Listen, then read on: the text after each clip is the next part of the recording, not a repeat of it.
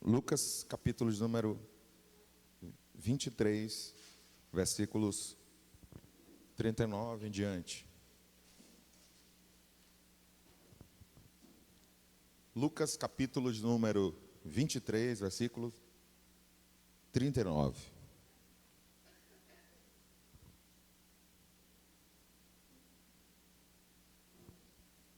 Um dos malfeitores que estavam pendurados blasfemava dele, dizendo: se és o Cristo, salva-te a ti mesmo e a nós. O outro, porém, o repreendia, dizendo: tu nem ainda temes a Deus, estando na mesma condenação? Nós, na verdade, com justiça, porque recebemos o que nossos feitos mereciam, mas este nenhum mal fez. Então disse a Jesus: Senhor, lembra-te de mim quando entrares no teu reino. Jesus respondeu-lhe: em verdade te digo, que hoje estarás comigo no paraíso. Eu vou pedir a ajuda da igreja para ler, repetir a leitura do versículo 43, por favor. Vamos juntos recitar esse versículo? 1, 2, 3. E disse Jesus: digo, amém. Nós queremos refletir nessa noite com a temática As Três Cruzes do Calvário. Nós temos 3 homens crucificados. Estamos diante da maior cena da história da humanidade. O pintor que pinta esta cena está pintando a maior obra de arte. Por mais que este pintor possa não ter a habilidade ou os materiais necessários para que uma pintura seja considerada uma arte de grande estima, mas quem pinta esta cena está pintando a cena de amor mais importante da história da humanidade. Quem canta sobre esta cena, por mais que não tenha a afinação, por mais que não tenha a melodia, mas está cantando a maior prova de amor da história da humanidade. Quem prega sobre esta obra, por mais que não tenha o conhecimento bíblico, teológico, humano, filosófico, social e etc., mas já diz a canção sacra que o tema do bom pregador, ou o tema do bom pregador, é o Calvário. Quem fala do Calvário está falando da melhor cena de amor, está falando da maior obra de amor, está falando da maior prova de amor. Estamos diante de 3 cruzes, e na primeira cruz há um homem que nós lemos que ele blasfema contra Deus. Nós lemos que este homem, ele está crucificado também, é considerado um malfeitor. Não temos informações suficientes para que saibamos o que este homem fez, que más qualificações ele tem em essência, ou melhor, o ato deste homem. Mas nós sabemos que ele já está qualificado como malfeitor. A Bíblia registra que esse homem era um malfeitor, alguma coisa ele fez de errado.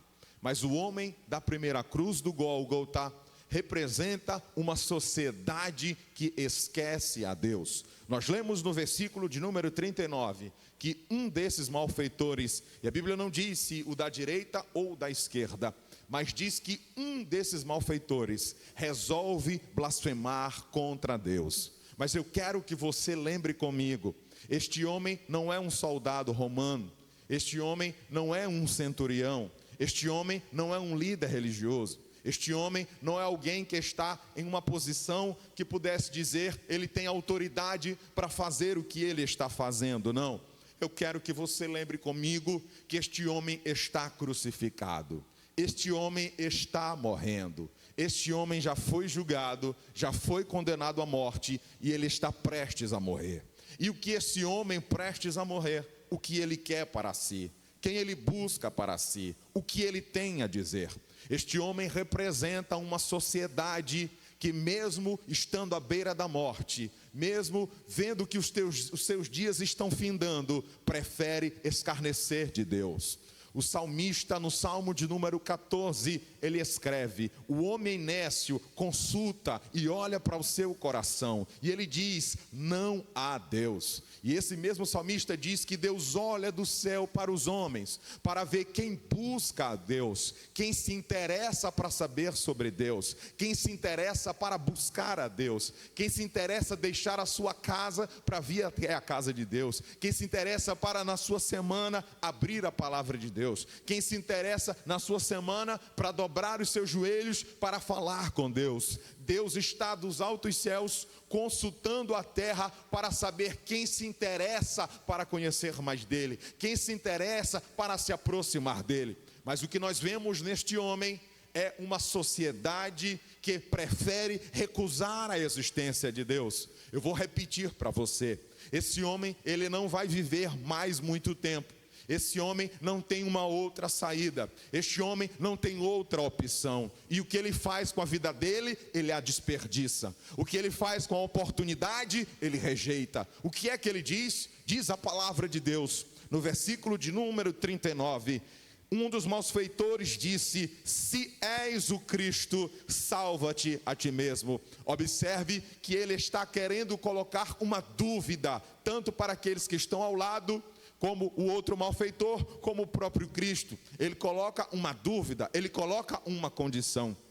Quem esteve hoje na escola bíblica dominical vai lembrar que nós estudamos muito bem, conversamos muito bem, como vivemos dias cada vez mais difíceis, como o próprio Jesus disse para nós, onde algumas pessoas preferem acreditar que não existe verdade, onde as pessoas preferem relativizar a verdade, onde as pessoas querem negar a existência da verdade, onde as pessoas negam a verdade, não desejam a verdade, preferem viver no pensamento que alguém considere filosofal, romântico, de que não existe verdade absoluta. Mas para nós não, é diferente. A palavra do Senhor nos diz que Jesus é o Logos de Deus, que Jesus é o Verbo de Deus, que Jesus é a palavra de Deus. Como o Verbo, a verdade encarna. Para nós, a verdade não é uma filosofia.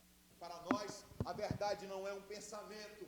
Para nós, a verdade está encarnada. Para nós, a verdade é uma pessoa. Para nós, a verdade é Cristo Jesus, o Senhor.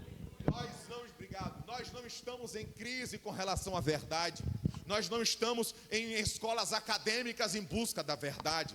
Nós não estamos em escolas filosóficas em busca da verdade. Nós abrimos a Bíblia, encontramos a verdade. Nós dobramos os joelhos e falamos com a verdade. Nós oramos e temos a resposta, porque a verdade, ela não é inerte. A verdade, ela se revela, ela se materializou, ela encarnou e ela trouxe Deus para habitar com os homens. Este primeiro homem, esta primeira cruz, representa uma sociedade que não crê na existência de um Deus, porque blasfema contra Deus. Esta primeira cruz traz nitidamente o comportamento de uma sociedade que prefere acreditar que o mundo surgiu do ocaso. Esta primeira cruz traz um homem que prefere acreditar que não existe Deus, sabendo que a Bíblia mesmo diz que Deus criou a terra e de tudo que existe do completo e absolutamente do nada. Deus fez com que as coisas criassem a partir da sua voz, a partir do seu pensamento. Deus pensou que houvesse luz e diz a Bíblia: houve luz. Nós não estamos ainda pensando de como será que a humanidade existiu. A Bíblia diz, já nos traz para nós, é fatal, é enfático que o ser humano foi feito à imagem e semelhança de Deus, e por isso eu não preciso ficar pensando se a Bíblia é a verdade, se Jesus é o caminho. Não, a Bíblia já nos mostra, Jesus já nos mostra, Jesus Cristo é o caminho, a verdade e a vida.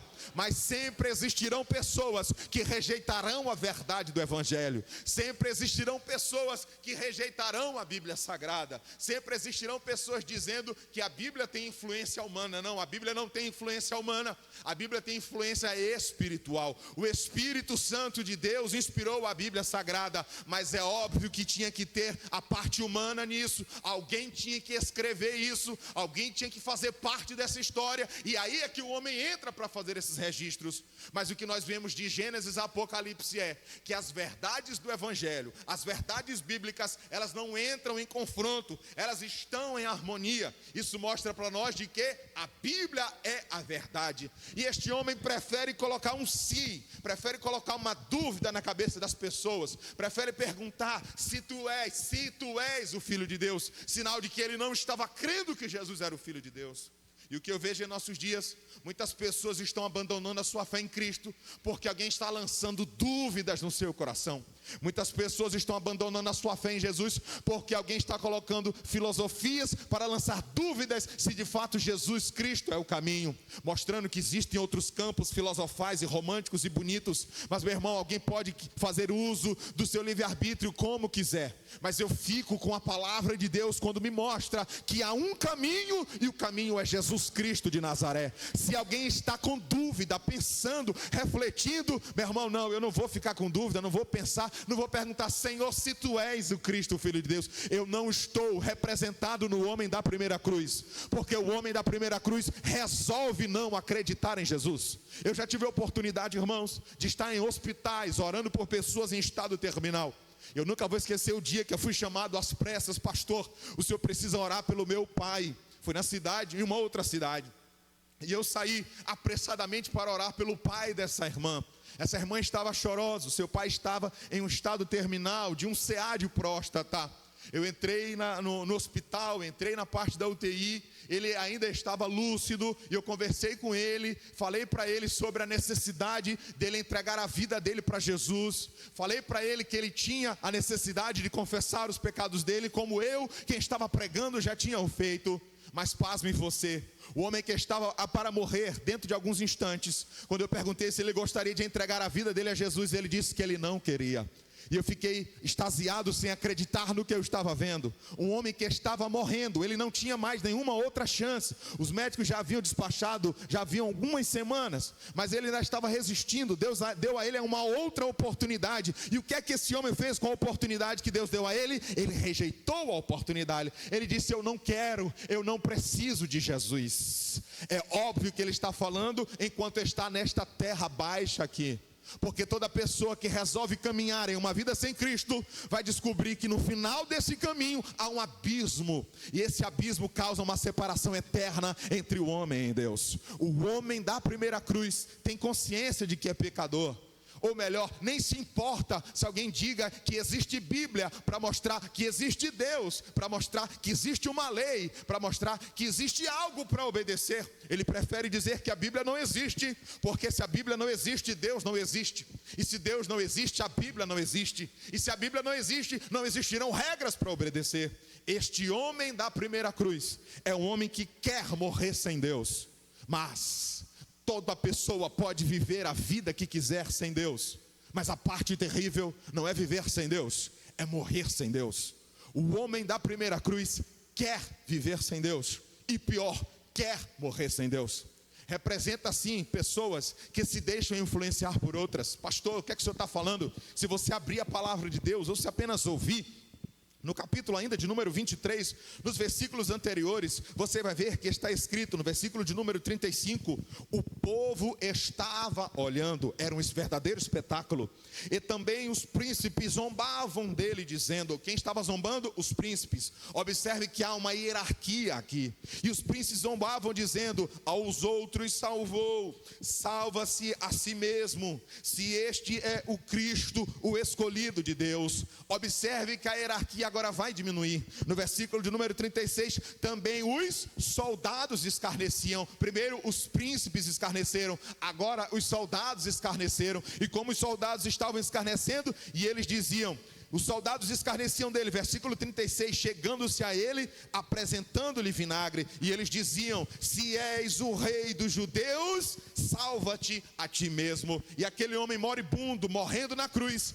se deixa levar pela opinião dos príncipes, se deixa levar pela opinião dos soldados que estavam matando, e ele mesmo passa a desdenhar do Senhor Jesus. Observe que em nossos dias, os príncipes dos nossos dias desdenham da fé cristã, desdenham de Jesus de Nazaré, desdenham da Bíblia, dizem que a Bíblia é retrógrada, dizem que a Bíblia é atrasada, dizem que a Bíblia não presta, a Bíblia deveria ser atualizada. Deixa eu te falar uma coisa: a Bíblia não tem que ser atualizada, porque a Bíblia é eterna. A Bíblia não diz respeito a apenas esse momento, a Bíblia diz respeito ao passado, ao presente, a um futuro que você não conhece. A Bíblia não precisa de atualização. É o homem que precisa reconhecer o seu pecado, é o homem que precisa olhar para dentro de si e entender: eu preciso de Jesus, eu preciso de perdão. O homem da primeira cruz representa aqueles que se importam com o que os líderes do povo estão dizendo, que se importam com o que os soldados estão dizendo, que se importam com o que o sistema do seu tempo está dizendo, e ele permite que o sistema do mundo entre no seu coração e coloque nele dúvida se de fato Jesus é o Salvador. Vire para a pessoa que Deus colocou ao seu lado, por favor, diga assim para ela: não se deixe levar pelas influências dos nossos dias. Pode dizer, meu irmão, não tenha medo não. Não se deixe levar, diga. Se o teu professor quer te causar dúvida, não se deixe levar. Se o seu namorado quer te causar dúvida, não se deixe levar. Se a sua namorada tem dúvida, não se deixe levar. Se o seu pai tem dúvida, não, meu irmão, não seja como o homem da primeira cruz, que vai ser influenciado pela sociedade dos nossos dias e vai se arrepender amargamente depois, e vai perguntar depois pelo Salvador e não vai encontrar. Meu irmão, se o meu chefe não quer saber de Jesus, o problema é dele. Eu tenho um compromisso com Cristo, eu tenho um compromisso com a verdade, eu tenho um compromisso com a Bíblia. Esta é a minha preocupação. Se os príncipes do meu povo pensam diferente, eu não me importo, porque os príncipes do povo passam, mas a palavra de Jesus é a verdade que permanece para sempre. Se você crê, levante a sua mão comigo e glorifique a Jesus Cristo de Nazaré. Eu não estou representado no homem da primeira cruz, mas há um segundo homem e eu me sinto muito bem representado. Está escrito na palavra de Deus que nós lemos que o homem da primeira cruz zombou. O homem da segunda cruz, ele vem para defender Jesus. Jesus está crucificado, não precisa ser defendido, mas aquele homem arrependido está convicto de quem ele era. E muito mais convicto de quem ele era, ele está convicto do que ele queria. E o que é que ele queria? Perdão dos pecados. Observe que quando aquele homem começa a blasfemar, ele entra em defesa de Cristo dizendo, no versículo de número 10, o outro porém repreendeu dizendo. Alguém pode pensar assim: eu não vou falar de Jesus em algum lugar, eu não vou defender Jesus em algumas salas, eu não vou falar porque se eu defender não vai ficar legal para mim, vão me achar que eu sou quadrado, antiético, irresponsável. Não, meu irmão, eu faço como Paulo, eu não me envergonho do Evangelho de Cristo, porque a Bíblia diz, ele é o poder de Deus. O Evangelho não é motivo de vergonha, o Evangelho é motivo de honra. O Evangelho tirou a vergonha de mim, o Evangelho tirou a vergonha do pecado de nós. Não precisamos ter vergonha. O homem da segunda cruz, eu me sinto representado, porque ele sabe quem ele é. Quando ele vai repreender esse homem, observe que ele diz, tu não temes a Deus? Então ele está reconhecendo Jesus como Deus. Ele percebe que Jesus é a salvação. Ele percebe que Jesus é a oportunidade que ele buscou a vida inteira. Ele percebe que Jesus é a única oportunidade que ele tem e ele não vai deixar passar. Observe que o texto nos diz, tu não temes a Deus estando condenado? Então observe que Deus, que está crucificado e que está morrendo, e ele reconhece Jesus como Deus, está condenado, entre aspas, pelos homens. Aqui eu preciso fazer uma pausa com você. Quando eu olho para esse texto e esse trecho, eu lembro com muita facilidade que quando o homem caiu, e quando Gênesis registra que o homem caiu, quando a palavra registra que o homem pecou, diz a Bíblia Sagrada que Deus, quando vai conversar com o homem, depois que o homem pecou, Deus pergunta para o homem onde ele estava, e o homem disse que estava escondido porque ele estava nu. E Deus pergunta para ele, quem foi que disse para você que você estava nu? E comeste tudo o fruto que tu não deverias comer? Eu comi, mas a mulher que o Senhor me deu, foi ela que me fez comer. Você vai lembrar comigo que há um diálogo de Deus com Adão, depois com Eva, com a serpente. Mas algo interessante que talvez você não tenha notado. Nesse trecho, Deus diz para Adão: maldita seja a terra por causa de ti. Maldita é a terra por causa de você. Maldita é a terra por conta do seu pecado. Mas observe que Deus não amaldiçoou o homem. Deus sentenciou o homem. Deus castigou o homem, mas Deus não disse: tu és maldito a partir de agora. E por que Deus não disse para Adão que ele era maldito? Porque a terra já foi amaldiçoada por conta do homem. Pastor, e que horas é que o homem vai pagar essa conta? Ele não tem como pagar essa conta, ele não tem como suportar essa maldição. Foi por isso que Deus não o amaldiçoa, Deus o condena a morrer em prol dos seus pecados. E Deus o condena a viver distante de Deus, mas Deus não o amaldiçoa.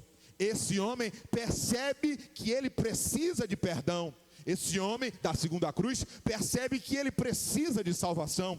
O versículo nos mostra, no versículo de número 41, quando ele diz: nós, na verdade, com justiça, nós estamos aqui porque os nossos pecados nos trouxeram aqui. Meu irmão, se nós quisermos viver para o pecado, todos nós iremos sofrer consequências difíceis. Se nós nos entregarmos para o pecado, nós estaremos, como Paulo escreveu a Timóteo no capítulo de número 2, como segue nos versículos, ao falar do perfil das pessoas que se afastam de Deus. Paulo disse a Timóteo que se levantariam homens irreconciliáveis, amantes de si mesmos. Paulo escreveu a Timóteo que existiriam homens que não teriam afeto natural. Paulo escreve a Timóteo falando que existiriam homens que eles não teriam nenhum tipo de escrúpulos e não iriam amar, não seriam amigos do bem. Não gostam de coisas boas, de quem faz o bem. E se eles não gostam de quem faz o bem, eles gostam de quem faz o mal. Paulo escreve a Timóteo falando que nesses últimos dias se levantariam homens cruéis, levantariam homens amantes de si mesmos, levantariam homens soberbos, levantar-se-iam homens amantes de si mesmos, soberbos, e que eram avarentos. Capítulo 2 de 2 Timóteo, Paulo vai classificar para Timóteo como é o comportamento de cada um deles. Se nós nos entregarmos ao pecado, nós também estaremos em uma lista tão fatal como essa. Se nós permitirmos nos entregarmos para as nossas tendências e para a nossa natureza, nós vamos continuar nos afastando de Deus dia após dia. Mas há uma diferença que esse homem da segunda cruz traz para nós. Quando ele reconhece quem ele é: nós estamos aqui porque nós merecemos estar aqui. E é tão bom quando o pecador percebe que ele precisa do perdão. Não é porque ele merece o perdão, ele precisa do perdão. Ele sabe que a ação de Jesus não foi em prol dele, para que ele tivesse regalias. É muito mais do que isso. A ação de Cristo por ele é para que ele obtivesse o perdão dos seus pecados. Eu gosto do homem da segunda cruz, porque eu me vejo no homem da segunda cruz. Eu, sem Deus, não sou nada. Eu, sem Deus, vou ao inferno. Mas se a misericórdia de Deus me achar, eu serei perdoado. Se a misericórdia de Deus me achar, eu terei comunhão. Se a misericórdia de Deus me achar, eu serei arrebatado pelo Senhor. Se a misericórdia de Deus me achar, eu terei um nome escrito no livro da vida. Se a misericórdia de Deus me achar, Ele me dará dons espirituais. Se a misericórdia de Deus me achar, Ele me entregará o fruto do seu Espírito Santo. O que nós precisamos é que a graça e a misericórdia de Deus nos ache. Meu irmão, eu quero dizer para você: se você for até a cruz do Calvário, você vai encontrar uma cruz vazia, porque essa graça já foi derramada. Se você se aproximar da cruz do Calvário, você vai entender que a cruz está vazia, porque Jesus pagou o preço do pecado. Quando você se aproximar da cruz, você vai perceber que essa cruz é um homem inocente que entregou a vida dele em prol da nossa vida. E só Jesus pode dizer: eu sou o caminho e a verdade e a vida. O homem da segunda cruz reconhece o seu pecado. Eu preciso de perdão. Nós estamos aqui porque nós merecemos. E eu gosto quando ele diz para Jesus: mestre, versículo de número 42, Senhor, lembra-te de mim quando entrares no teu reino. O homem da segunda cruz, ele tem uma vontade, ele tem um desejo de ser alcançado, irmã Gisele, pela misericórdia de Deus. O homem da segunda cruz, ele tem uma vontade, que ele queria apenas ser lembrado por Jesus. O homem da segunda cruz, ele queria ser uma lembrança na mente de Jesus. Mas eu gosto quando Deus age conosco com misericórdia. Como diz João 3,16, porque Deus amou o mundo de uma tal maneira, de uma maneira inexplicável, de uma maneira impossível de ser entendida, de uma maneira impossível de ser explicada, de uma maneira impossível de ser mensurada. Foi de uma forma tão inexplicável que Ele enviou o seu Filho Jesus Cristo para morrer por nós e por nossos pecados. Esse homem queria ser apenas uma lembrança em Jesus, mas Jesus disse para ele: tu não vais ser uma lembrança, tu serás uma companhia. Hoje mesmo tu estarás comigo no paraíso. A graça e a misericórdia de Jesus está sobre o pecador. Não é o pecador que quer continuar pecando, é o pecador que entende: eu preciso de perdão e eu quero abandonar o meu pecado para eu me encontrar com a graça, para eu me encontrar com o perdão, para eu me encontrar com o amor de Jesus Cristo. O homem da segunda cruz representa a humanidade que reconhece o seu pecado e que precisa de salvação e que precisa do Salvador. Este é o homem da segunda cruz. Mas eu preciso encerrar a ministração. Há uma terceira cruz na cena, e essa cruz é uma cruz diferente. Se o homem da primeira cruz é o homem que se afasta de Deus, e o homem da segunda cruz é o homem que quer se aproximar de Deus, o homem da terceira cruz é o próprio Deus. Vamos lembrar que a terra foi amaldiçoada por Deus, e Deus não amaldiçoou o homem porque o homem não tinha condições de viver com essa maldição. Mas o homem da terceira cruz é Deus sendo amaldiçoado pelos homens. Jesus se fez maldição por nós. Ele assume e paga a conta como maldito. É agora que a maldição do pecado vem sobre a humanidade, mas não vem sobre todas as pessoas, vem sobre uma única pessoa. A Bíblia nos diz, irmã Carla, que Jesus Cristo, Ele se entregou como uma ovelha muda, como um cordeiro morto, que se entregou voluntariamente aos seus tosquiadores, aqueles que estavam ali para degolar. O homem da terceira cruz não é um malfeitor. O homem da terceira cruz é um homem inocente. O homem da terceira cruz é um homem que não é culpado. O homem da terceira cruz, ele foi condenado. O homem da terceira cruz é um homem injustiçado, mas é também a própria justiça. O homem da terceira cruz, quando abre sua boca, depois de viver as agonias do Getsemane, depois de já viver os açoites, depois de ter passado por Caifás, depois de ter passado por Pôncio Pilatos, depois de ter passado Herodes, ter voltado a Pôncio Pilatos, ser levado para o povo de novo. Esse homem da terceira cruz foi o homem que poderia ter sido substituído. Ele poderia sair para que fosse morto no lugar dele, Barrabás.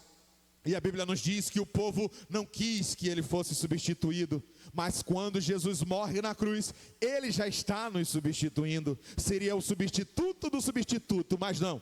Ele não aceitou ser dopado pelo fel e pelo vinagre. Ele não aceitou de maneira nenhuma que alguém fosse substituído, pois ele mesmo pagou ao Pai o preço do pecado. Jesus mesmo, inocente como era, resolveu pagar a nossa conta e ser considerado maldito. Jesus aniquilou-se, tomando forma de homem para morrer pelos nossos pecados. O homem da terceira cruz é um homem que foi julgado de uma forma errônea. Foi um homem que foi julgado, mas ele é inocente e ele foi condenado à morte e ele está prestes a morrer. Pare para pensar comigo, por favor. O que é que um homem à beira da morte tem a dizer? O que é que Jesus abre a sua boca? Ele poderia dizer agora: assim como a terra foi maldita por conta do homem, a maldição agora está sobre todos vocês. Mas não foi isso que ele disse.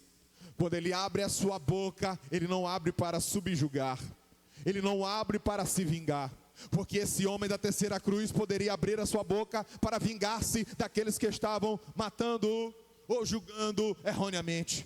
O homem da terceira cruz, que é Cristo, ele abre a sua boca para orar. Ele não abre a boca para murmurar, ele não abre a boca para reclamar, Ele não abre a boca para dizer palavras defendendo-se, eu sou inocente, não. Ele tem consciência de quem ele é, o que ele está fazendo ali. Ele precisa morrer. O homem da terceira cruz assume essa condição, sabendo que ele precisa morrer, para que o homem tenha a única oportunidade de ter acesso ao Pai. E se você não sabe, existem dois véus. O véu que fica na parte santa e que separa a parte santa do Santo dos Santos do templo, e a segunda parte, onde fica o segundo véu, que separa o santo dos santos dos santos. Diz a Bíblia que quando Jesus morre, e quando há essa morte de Cristo sobre a terra, e onde existe trevas sobre a face da terra, o véu do templo foi rasgado de alto a baixo. O segundo véu é rasgado, permitindo que o homem tivesse comunhão direta entre ele, homem, e o seu Criador. O homem da terceira cruz tem consciência que esse véu precisa ser rasgado, que essa comunhão precisa ser restituída. Ele tem consciência do que ele está fazendo ali. Ele está levando os pecadores até Deus. O homem da terceira cruz não está impondo a sua fé, não está impondo uma religião. Ele está conquistando, ele está convencendo, ele está mostrando. É por isso que o apóstolo Paulo diz: o amor de Cristo me constrange. Porque Jesus não vai conquistar na base da arma o amor de ninguém. Jesus não vai impelir para que alguém acredite nele. Jesus não vai obrigar alguém a acreditar em si e no seu evangelho. Mas quando ele morre de uma forma voluntária, ele está conquistando não só o nosso olhar, mas também o nosso amor. Não só o nosso amor, como também a nossa vida. Foi por isso que Paulo escreve aos Gálatas capítulo 2, versículo de número 20. Já estou crucificado com Cristo.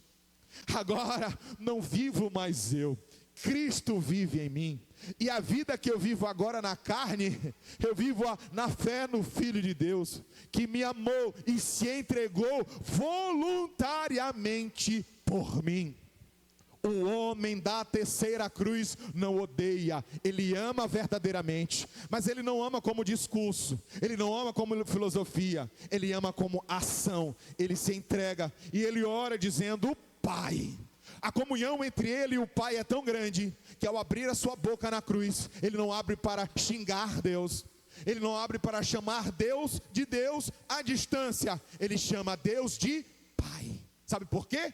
Apesar do sofrimento, nada mudou no relacionamento dele com seu pai. E o que ele diz ao seu pai? Pai, perdoa-lhes, porque não sabem o que estão fazendo. Ali nós poderíamos merecer uma palavra de maldição, impossível de ser revogada, mas o amor de Jesus extraordinário foi direcionado ao nosso coração, e na hora que ele poderia lançar sobre nós a maldição, ele lança a bênção do perdão. Jesus disse e rogou ao Pai por nós, dizendo: Pai, perdoa-lhes. Por que Jesus diz: Pai, perdoa-lhes? Porque nós precisamos, irmã Augusta, de perdão, porque nós precisamos do amor de Jesus, porque nós precisamos da salvação. E o que é que ele diz? Pai, perdoa-lhes, porque eles não sabem o que estão fazendo. Os homens daquela época não sabiam o que estavam fazendo, mas detalhe, Jesus sabia o que estava fazendo.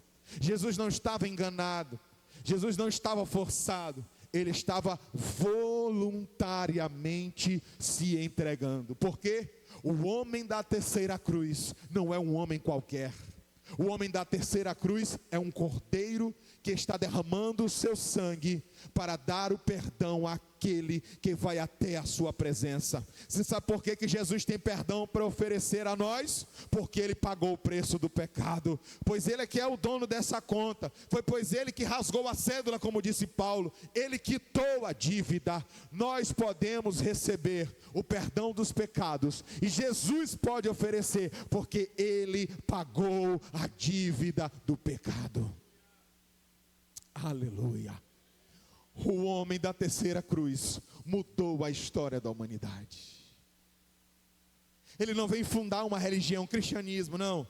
Ele vem para mudar a história do homem, para dar ao homem perdão. E a sua influência na sociedade é tão extraordinária, que o homem, até quem não crê nele, é obrigado a estudar a história antes e depois dele. Ele é tão extraordinário naquilo que ele faz. Ele trouxe uma mudança tão estupenda para nós, que ele foi o divisor de águas na história da humanidade. E que discurso esse homem tem? Que palavras esse homem tem? Ele não fala em matar, ele não fala em machucar, ele não fala em ser líder político, ele não fala em ganhar eleições, ele não fala em projeto político de poder. E o que é que esse homem fala? Esse homem fala de perdão. Esse homem traz uma solução. Esse homem traz o amor. Esse homem traz o perdão que o homem precisa. Eu sirvo e eu me entreguei o meu coração ao homem da terceira cruz. Ao da primeira cruz, eu quero distância, porque Paulo disse a Timóteo, lá em capítulo 2, versículos 6 em diante, que desses afasta-te. Paulo disse isso para ele. Mas o homem da segunda cruz sou eu, mas o homem da terceira cruz é Cristo. E o que é que eu faço com Cristo? Eu acolho Ele em meu coração, eu entrego a minha vida para Ele eu sacrifico me dizendo: Pai, faça-me a Tua vontade e não a minha própria vontade. O homem da terceira cruz é um homem extraordinário, pois ele tem o poder de perdoar pecados, pois ele tem o poder para não só perdoar, mas ele teve o poder para liquidar a dívida do pecado.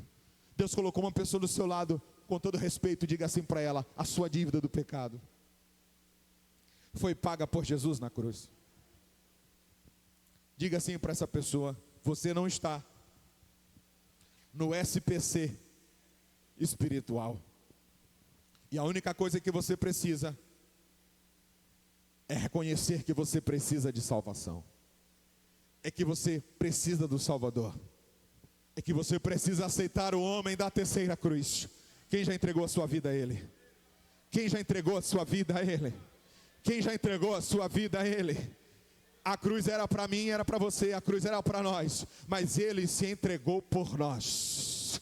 A dívida está paga. Não foi paga pelos príncipes, não foi paga pelo poder religioso, não foi pago pelo poder político, não foi pago pela tirania dos homens da época, não foi pago pelo militarismo da época, não foi pago pelos sacerdotes nem sumos sacerdotes. Pelo contrário, Jesus foi morto pelo poder religioso de sua época. Mas a cruz, o amor e Deus encarnado pagou a dívida do pecado que era nossa. É por isso que eu não aceito o sistema humano. É por isso que eu não me rendo diante do poder político dos homens.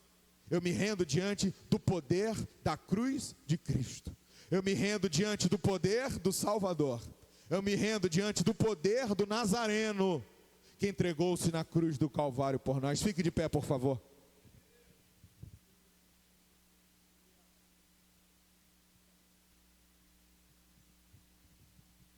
Feche os seus olhos.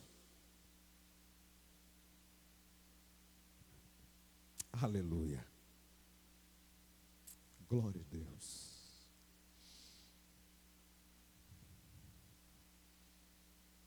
Se você precisa de perdão, Jesus tem para te dar.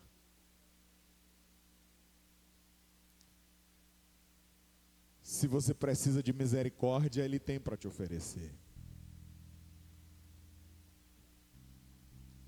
Não importa os lugares que você tem frequentado. Não importa o quão distante você acha que Deus está de você. Jesus tem perdão de verdade. O perdão de Jesus não é o perdão que o homem vai te oferecer. Porque o perdão do homem é falho. Mas o perdão de Cristo, não, é perfeito. Porque é a palavra de Deus que diz que Ele não nos tratou segundo as nossas iniquidades. Merecíamos a morte, e o que Ele fez, nos deu vida. Merecíamos ser destruídos, e o que Ele fez, nos restaurou a comunhão com o Pai. Nós merecíamos ser envergonhados, e o que Ele nos fez, colocou em nós honra. A honra de sermos feitos filhos de Deus. Só quem experimenta o perdão de Jesus sabe o que é isso. Só quem experimenta o amor de Jesus sabe o que é isso. Só quem experimenta Cristo Jesus, o Senhor, sabe o que é isso.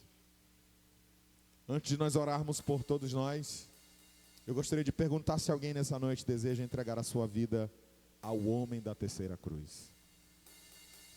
Se você deseja fazer com este homem, que é Cristo Jesus, verdadeiro homem e verdadeiro Deus. Se você deseja, nós vamos ter a honra de orar por você. Se você entende, eu preciso do Senhor Jesus, venha à frente para nós orarmos por você. Nós não temos aqui o costume de constranger, de insistir, não. Mas é tão bom quando alguém permite, abre o espaço para que alguém faça a sua aliança com Deus, se for necessário. Alguém nessa noite que tem entrado por essa porta e precisa ir correndo para os braços do homem que está na terceira cruz? Alguém que nessa noite deseja passar pelo segundo véu, que foi rasgado de alto a baixo. 18 metros de tecido foram rasgados de alto a baixo. Se alguém nessa noite que deseja entregar a Ele, nós iremos orar por você. Alguém? Alguém que deseja renovar a sua aliança com esse Cristo, que é diferente de entregar-se? Alguém que deseja nesse momento voltar a andar nos caminhos dele?